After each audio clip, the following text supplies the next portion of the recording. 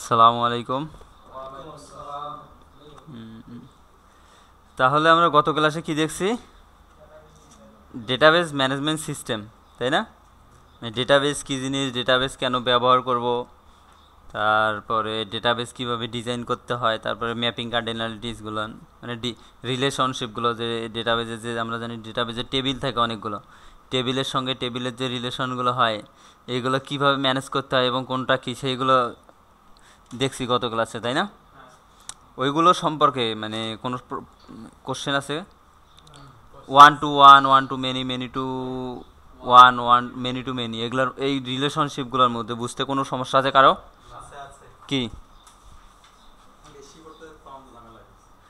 বেশি করতে সবচেয়ে ঝামেলা হবে? সবচেয়ে বড় বিষয় হচ্ছে বাসায় কতটুকু প্র্যাকটিস করছিলি।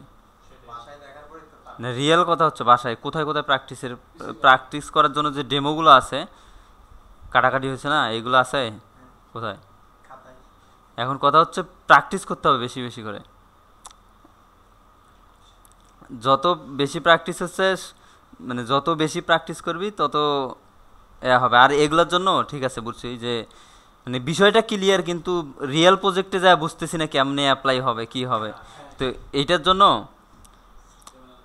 যে কোনো কিছু, যে কোনো একটা ডিজাইন তৈরি করতে হলে আগে এর রিয়েল লাইফের সঙ্গে মিলাই নিতে হবে।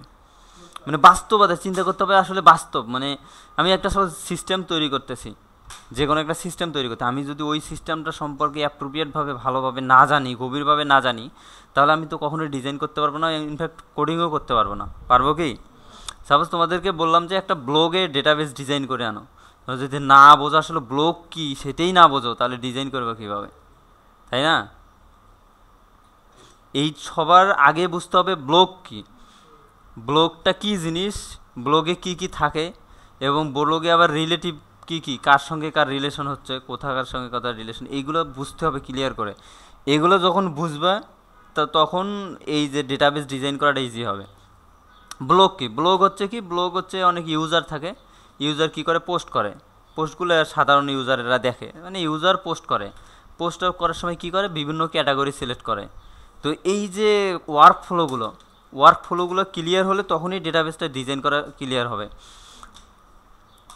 তাহলে যে যে প্রবলেমটা হচ্ছে যে one to one, one many to many, কখন এটা ইমপ্লিমেন্ট করব, এটার প্রবলেমের জন্য ইম্পর্টেন্ট যেটা বিষয় আগে বলতেছি, আগে যে প্রজেক্টটা করবো ওই প্রজেক্টটা সম্পর্কে ওয়ার্কফ্লোগুলো নিতে হবে। আমি এই কাজ হবে, এই কাজ হবে, মানে প্রত্যেকটা টাস্ক আলাদা আলাদা করতে হবে, রিকোয়ারমেন্ট অ্যানালাইসিস করতে হবে। কারণ এসডিএলসির প্রথমে কি রিকোয়ারমেন্ট কালেকশন না, তারপরে অ্যানালাইসিস করতে হবে, তারপর ডিজাইন, ডেটাবেস ডিজাইন বা ইনপুট আউটপুট ডিজাইন, মানে এই সেক্টরে পড়তেছে।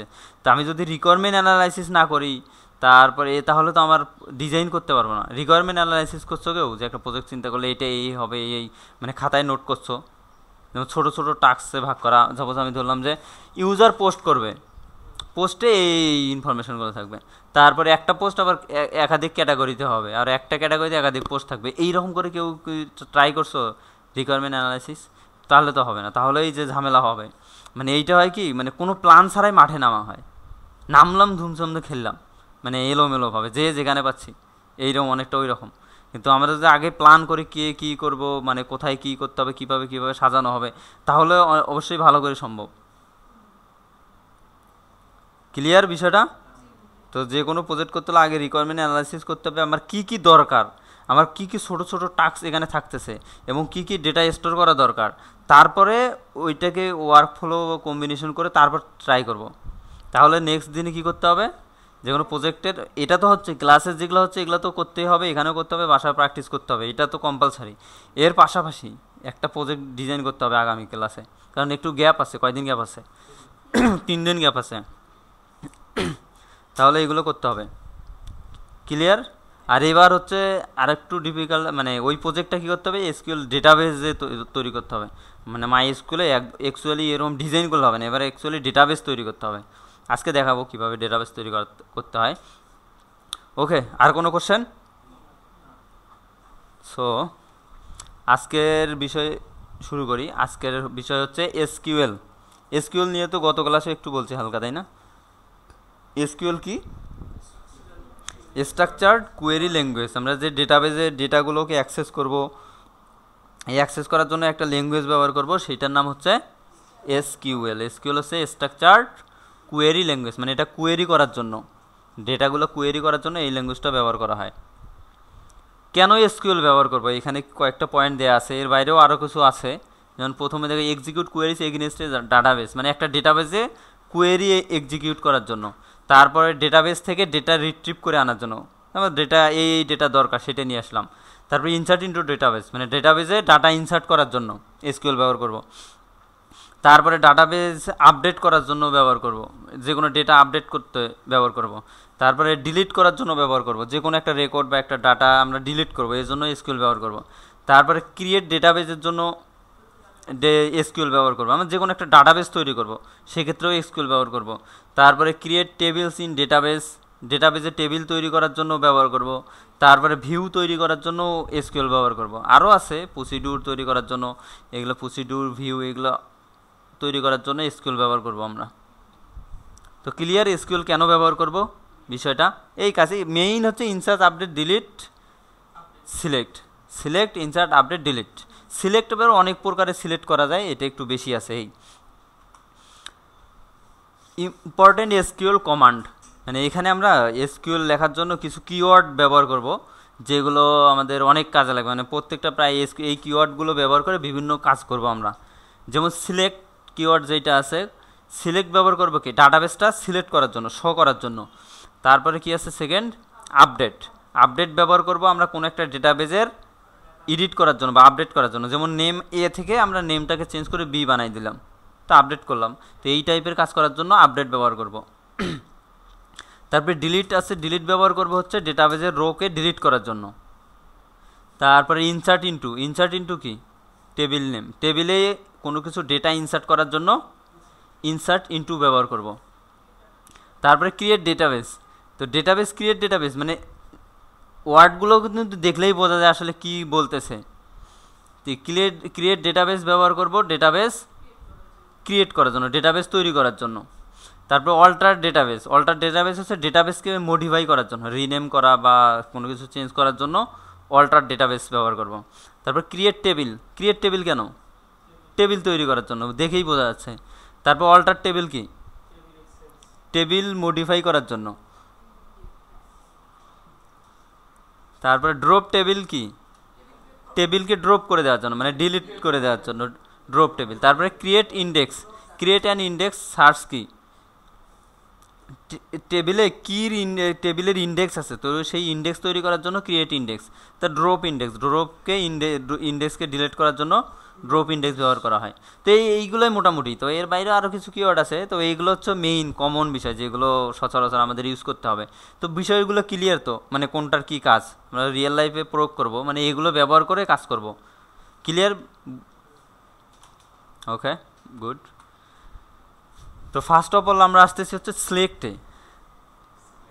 তো সিলেক্ট করার আগে আমাদের কিছু কাজ আছে যেগুলো ওইটার আগে এখন করব, সেইটা হচ্ছে ডেটাবেস তৈরি করব আমরা। তো আমাদের তো প্রথমে ডেটাবেস তৈরি করতে হবে, তো ডেটাবেস তৈরি না করলে তো বুঝবো না যে কিভাবে সিলেক্ট করব বা এই কাজগুলো করার জন্য। তো একটা ডেটাবেস তৈরি করি।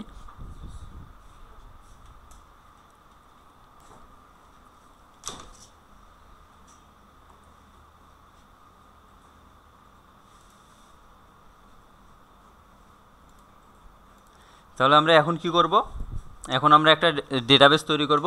ডেটাবেসটা কোথায় তৈরি করব, পিএসপি মাই অ্যাডমিনে গিয়ে দেখো লোকাল হোস্ট /php মাই অ্যাডমিন। তো পিএসপি মাই অ্যাডমিনটা কি হচ্ছে ডেটাবেসগুলোকে মাইএসকিউএল ডেটাবেসগুলোকে অ্যাক্সেস করার জন্য পিএসপি মাই অ্যাডমিন ব্যবহার করা হয়। দেখি রান আছে কি না।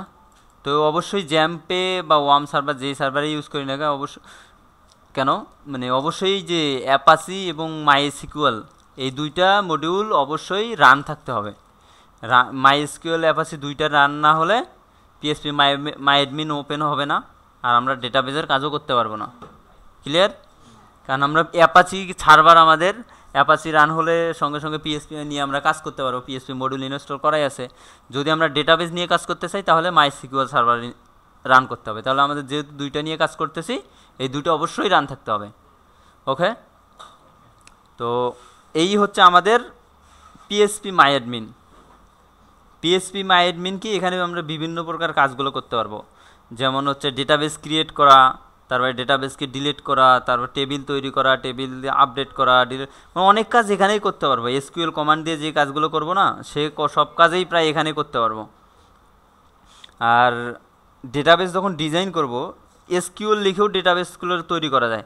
এখানে এই এসকিউএলে ক্লিক করে যদি আমরা এখানে এসকিউএল লিখি, এসকিউএল লিখে টেবিল তৈরি করতে পারবো, সব কিছু করতে পারবো এখানে। কিন্তু আপাতত আমরা কাজের জন্য আমরা এই এসকিউএলটা টেবিল তৈরি করার পারপাসে এসকিউএল ব্যবহার করব না। কারণ টেবিলটা তৈরি কীভাবে করব, এখানে টেবিল ডাটাবেস তৈরি করে টেবিল ম্যানুয়ালি তৈরি করব। এটার কারণটা হচ্ছে কি, আমাদের ডেটাবেসে টেবিল কতবার তৈরি করতে হবে, অনেকবার তৈরি করতে হবে। একটা ডেটাবেস যদি আমি ডিজাইন করি, একটা টেবিল কয়বার তৈরি করতে হবে, একবারে তৈরি করতে হবে। লাইভে একবারে তৈরি করতে হবে। প্রজেক্টটা হলে আমরা প্রথমে একবার টেবিলটা তৈরি করব, তারপর ইনসার্ট আপডেট ডিলিট এগুলো হতেই থাকবে। তো এগুলো আমরা ম্যানুয়ালি পিএসপি প্রোগ্রাম থেকে এসকিউএল দ্বারা করব। আর টেবিল তৈরি করা, ডেটাবেস তৈরি করা, এই বিষয়টা ম্যানুয়ালি করব নিজেই। ক্লিয়ার? তো ওকে, ডেটাবেস তৈরি করি এখন। পিএসপি মাই অ্যাডমিনে যাওয়ার পর এই হোমে আসবো আমরা। এখানে এই তো ডেটাবেসে ক্লিক করি। ডেটাবেস, এই জায়গায় ডেটাবেস নেম দিয়ে ডেটাবেস তৈরি করতে পারবো। একটা ডেটাবেস নেম বলো, কি দেবো? ডেটাবেস যেমন স্টুডেন্ট নামটা বললো, ঠিক আছে, যে আমরা ডেটাবেসের নাম যে কোনো কিছু করতে পারি, কিন্তু আমাকে স্পেসিফিক করতে হবে। স্টুডেন্ট যদি নামে করি তাহলে এর অধীনে টেবিল কি কি থাকতে পারে। ডেটাবেস মানে কি, ডেটাবেসের নামটা এমন হওয়া উচিত যে সম্পূর্ণ প্রজেক্টটা এর মাঝে থাকবে এই ডেটাবেসে। তো এখন যদি স্টুডেন্ট ম্যানেজমেন্ট এই টাইপের করতে পারি, অথবা যদি একটা ব্লগ দিলাম, গতকাল যে ডেটাবেস ডিজাইনটা করছি না গত ক্লাসে, ওই ক্লাসটা ওইটাই ধরলাম। এখানে ব্লগ একটা ডেটাবেস ক্রিয়েট করলাম। ওকে, এই দেখো একটা ডেটাবেস তৈরি হয়ে গেছে। এই যে হচ্ছে আমাদের ব্লগ ডেটাবেস। এখন এইটা ডেটাবেসে আমরা টেবিল তৈরি করব। টেবিল তৈরি করার জন্য দেখো এই যে ক্রিয়েট টেবিল, ডেটাবেসে ক্লিক করলেই এখানে আসতেছে ক্রিয়েট টেবিল। এখানে ক্রিয়েট টেবিলে টেবিল নেম দিলাম হচ্ছে ইউজার্স। এইটাতে কয়টা কলাম দেব? ID, name, first name, last name দিলাম, ইমেল, পাসওয়ার্ড, 5টা দিলাম। যাই হোক, প্রথমটা হচ্ছে কি আমাদের আইডি কি, এটার ডেটা টাইপ কি হবে? ইন্টিজার, যেহেতু আইডি ইন্টিজার। আর এইটা হচ্ছে আমাদের কি, প্রাইমারি কি। দেখো এখান থেকে এটা প্রাইমারি কি। তো এটা হচ্ছে অটো ইনক্রিমেন্ট দিয়ে দিলাম, অটো ইনক্রিমেন্ট। ক্লিয়ার? প্রাইমারি কি এবং অটো ইনক্রিমেন্ট। আর তারপরে দিলাম হচ্ছে নেম, তারপরে দিলাম এজ, তারপরে হচ্ছে ইমেইল, পাসওয়ার্ড দিলাম। এখন ডেটা টাইপগুলো চেঞ্জ করতে হবে। নেম হচ্ছে কি, ভার ক্যারেক্টার হবে, ভার ক্যারেক্টার বা টেক্সট। ভার ক্যারেক্টার হচ্ছে কি, ওই যে ক্যারেক্টার ভার্চার, ভার ক্যারেক্টার হচ্ছে টেক্সট এগুলো। এটা লেন্থ, একটা নেম কত বড় লেন্থ হতে পারে, সর্বোচ্চ 50 ক্যারেক্টার দিলাম। এজ কি হবে, ইন্টিজার হবে, বা এমন হতে পারে ফ্লোটও হতে পারে, ডাবলও হতে পারে। আমি ইন্টিজারও দিতে পারি, সমস্যা নেই, এখানে ইন্টিজার হলেই হবে।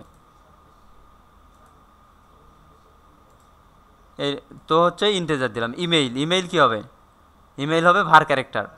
যখন আমরা ছোট্ট একটা স্ট্রিং, এই ভার ক্যারেক্টারের লেন্থ হচ্ছে, ম্যাক্সিমাম লেন্থ হচ্ছে 255, 255। তো আমরা যদি কোনো একটা স্ট্রিং রাখার প্রয়োজন হয়, যেগুলো 200 বা 255 এই লেন্থের মাঝে রাখা সম্ভব, তাহলে ভার ক্যারেক্টার ইউজ করব। আর যদি অনেক বড় টেক্সট প্রয়োজন হয়, সাপোজ একটা ব্লগ পোস্ট ডিসক্রিপশন অনেক বিশাল, ওটা তো আর ভার ক্যারেক্টার রাখা পসিবল না, সেক্ষেত্রে কী ব্যবহার করব? টেক্সট ব্যবহার করব। আর পাসওয়ার্ডের ক্ষেত্রে ভার ক্যারেক্টার ব্যবহার করলেই হবে। আর যদি এমন হয় যে আমাদের কারেন্সি টাইপের, মানে অ্যামাউন্ট, টাকা, এগুলো হচ্ছে দশমিক যুক্ত ভ্যালু থাকে, সেক্ষেত্রে ফ্লোট অথবা আমরা ডাবল ইউজ করব, মেইনলি ডাবল ইউজ করবো এখানে। তো ইমেইল দিলাম হচ্ছে 80 ক্যারেক্টার দিলাম। আর পাসওয়ার্ড দিলাম ভার ক্যারেক্টার, লেন দিলাম 60 তো এইটা হচ্ছে আমরা টেবিলের কলামগুলো স্পেসিফিক করে দিলাম, দিয়ে সেভ। ওকে, তো আমরা টেবিল তৈরি করতে পারছি। ক্লিয়ার? এই যে আমাদের এখন যদি আমরা ব্লগে ক্লিক করি, ব্লগ আমাদের ডাটাবেস তৈরি হয়ে গেল এবং টেবিল তৈরি হয়ে গেল। তো এই পর্যন্ত সবাই ক্লিয়ার? মাই এসকিউএল, তাহলে এসকিউএল কি? এসকিউএল হচ্ছে স্ট্রাকচারড কোয়েরি ল্যাঙ্গুয়েজ। এইটা ব্যবহার করে আমরা ডাটাবেসের বিভিন্ন প্রকার অ্যাক্সেসগুলো করব। আর আমাদের কাজ করার জন্য আমাদের প্রথমে একটা ডেটাবেস তৈরি করে নিতে হবে, ডেটাবেসে টেবিল তৈরি করে নিতে হবে। তো আমরা ডেটাবেস তৈরি করলাম এবং টেবিল তৈরি করলাম। এই পর্যন্ত কোনো প্রবলেম কারো? তো এই পর্যন্ত একটু প্র্যাকটিস করো, মানে দ্রুত প্র্যাকটিসটা অনেক দ্রুত করতে হবে কারণ সময় কম।